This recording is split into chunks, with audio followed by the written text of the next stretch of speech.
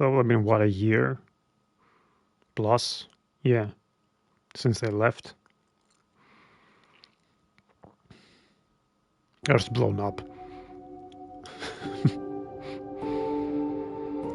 Mars has been delivered. Now we have to deliver home.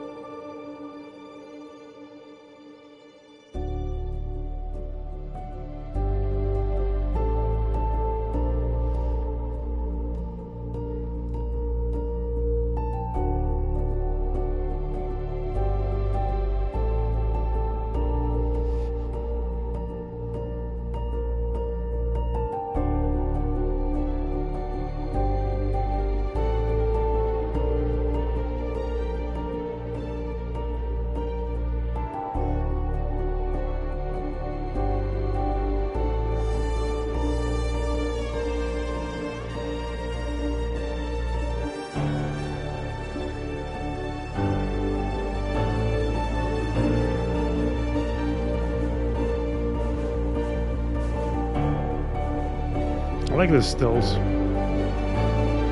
It's a good summary of the game, I guess. I didn't notice how many there were. Was it just one?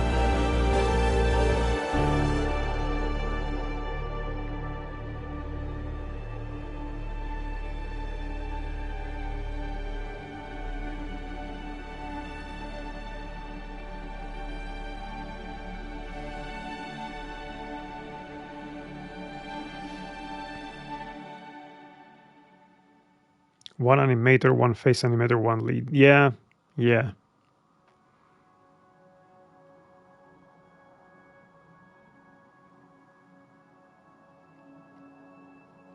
Okay, there were 5 overall.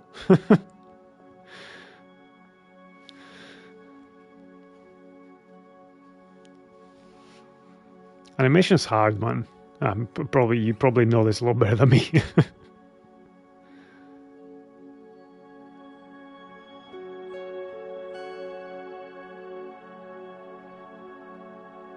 It's okay. They put their budget on other things. I think they did some really nice visuals. All the space flight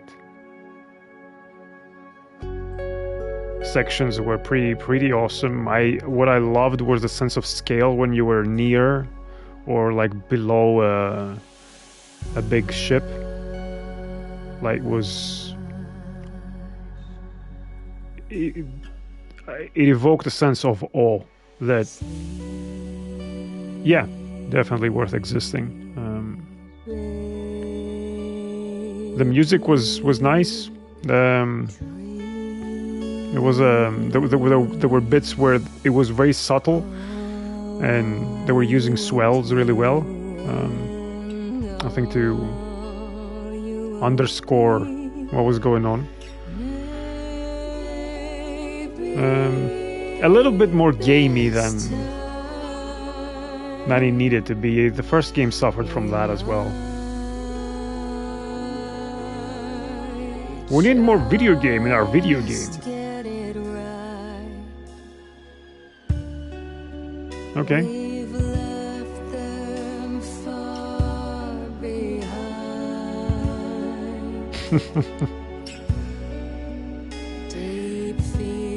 I do too. I wasn't paying attention because I was trying to think about the game. But yes, it's a fun game to play.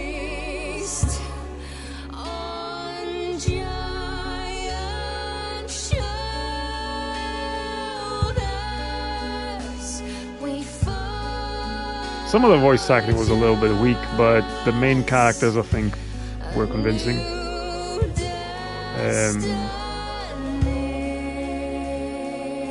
With some pretty decent human feeling, like realistic exchanges between characters that usually it's kind of hard to do, especially when you're not working with advanced animations and cinematics and stuff like that, so the voice acting needs to carry more.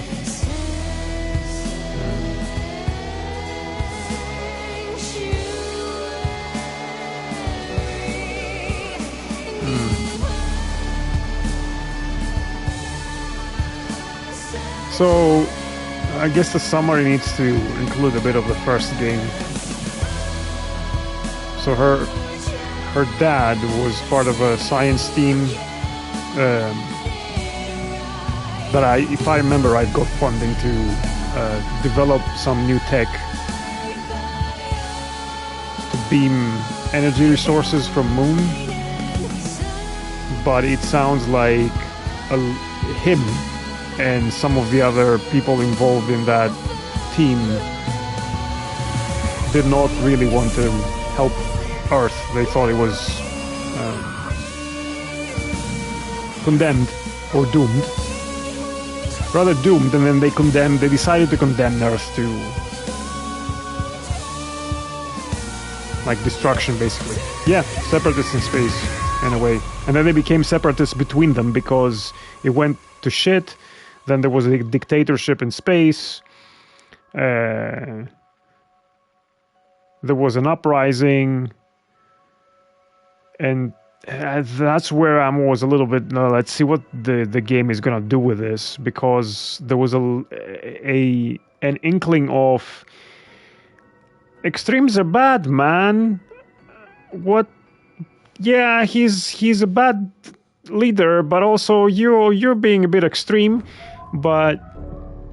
And I wanted to see how we would frame it with her dad, because her dad was basically the fence-sitting guy all the time, and he eventually, through very, very late action, I was gonna say inaction, but he eventually took some action. He actually let both of the sides' heads or leaders die, and then I think he was left with more of mainly the separatists at the end, and managed to build a settlement on Mars. And then when we found our dad, he was like, "Oh, great, you're here. Now you can stay here and be safe." And you're like, "No, Dad, I came here to get the arcs back to help Earth." Fuck you. Not quite like that, but it was a little bit like that. But yeah, in the end, he decided to come with us.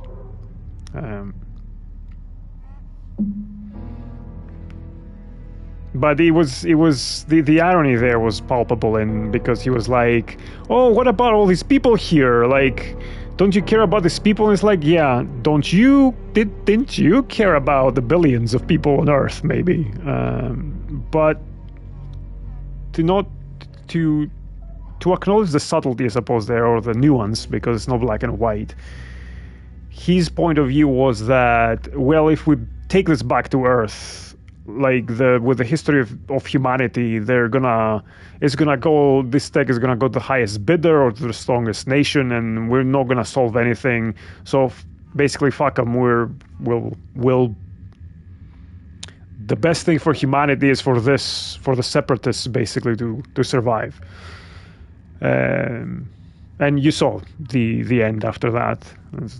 No need to summarize it there. There was I like the tone of we can do better. Whether we can do better, I don't know, but I'd rather take a more inspiring or hope-inspiring ending note rather than because they did the same on Mars. But they basically killed each other until a few were left. So how was that different?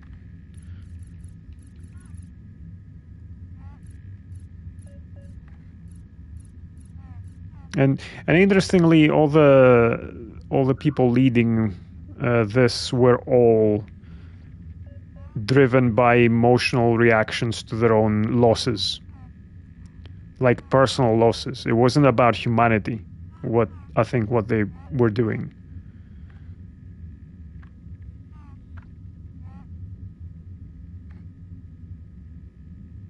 So all this intellectualization, I suppose, a rationalization about I'm doing this for this and that, but I'm not going to let this happen again. I'm not going to let this I'm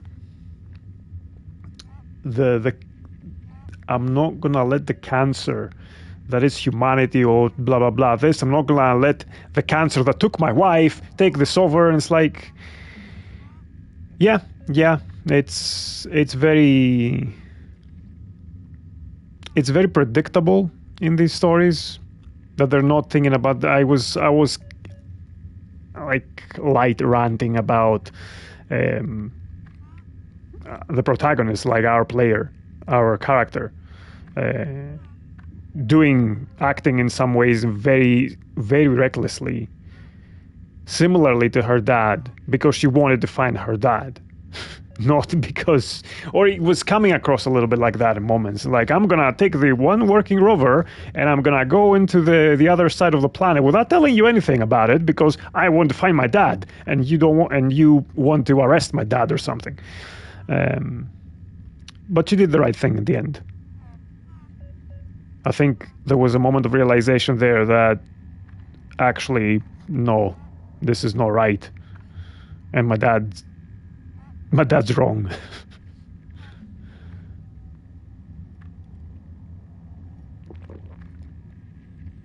Which, yeah, they've was looking at it at the beginning of the stream.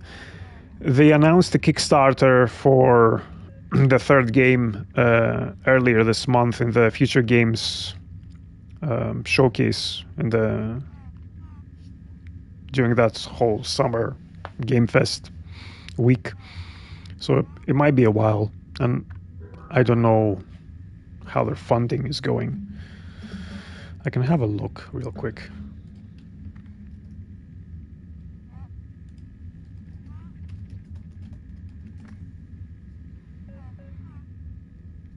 Deliver Us Home.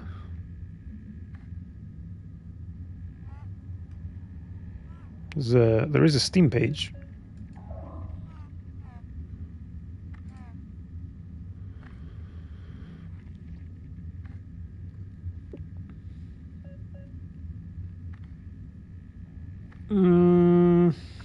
What would I improve?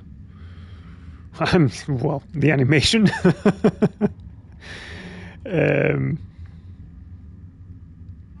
Just looking at Kickstarter. There is a goal of £84,549, and they already have 48,890 with 18 days to go.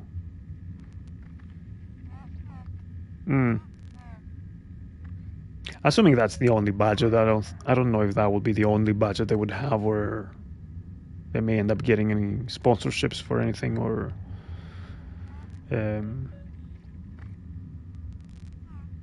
other donations or supports. I imagine like at some point it will be available for pre-orders, so that'll be budget that goes into it as well.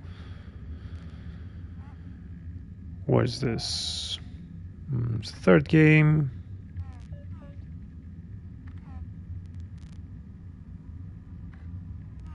Yeah, okay, some demo access to early bird standard edition backers and stuff like that. I might want to back this. I'll think about it. Even, I don't know, even if it's like a tiny amount, just the symbolism for it.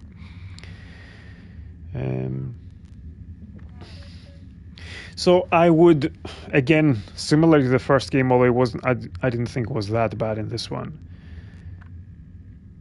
It doesn't have to be such a video game at times. Like,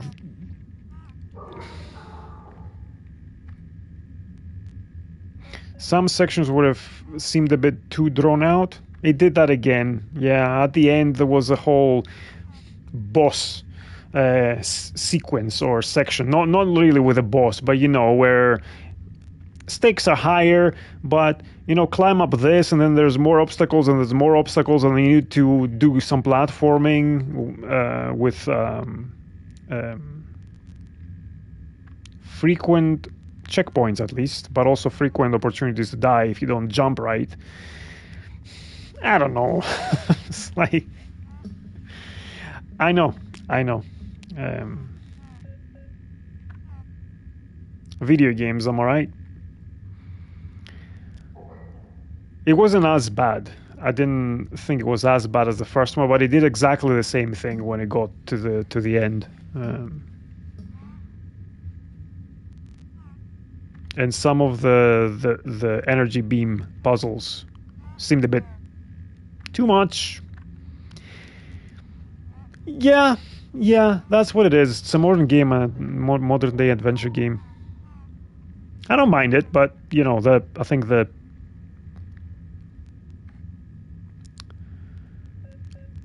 approach is quite similar. The philosophy is quite similar, or seems similar at least. Quick, urgent things. Cut these things. All right, climb. Cut these things again. Oh, here's a puzzle. There's a door that you need to open in a habitat, but you have to align 3 different things and put 2 attenuators between them, and then do that corner over there, because naturally that's how you set up locks and doors, right? Where you live. Yeah.